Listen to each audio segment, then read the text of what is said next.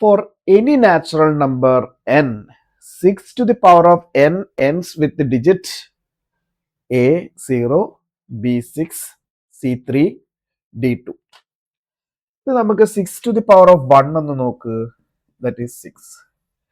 6 to the power of 2 എന്ന് പറഞ്ഞാൽ എന്താണ്? 36 ആണ്.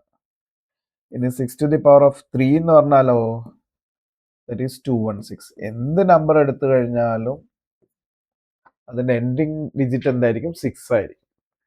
6ന്റെ എന്ത് പവർ ആണെങ്കിലും അതിന്റെ എൻഡിങ് ഡിജിറ്റ് 6 ആയിരിക്കും. 0 ആണോ? അല്ല. 3 ആണോ? അല്ല. ഇതുമല്ല. സോ ആൻസർ എന്ന് പറഞ്ഞാൽ ഇതാണ്.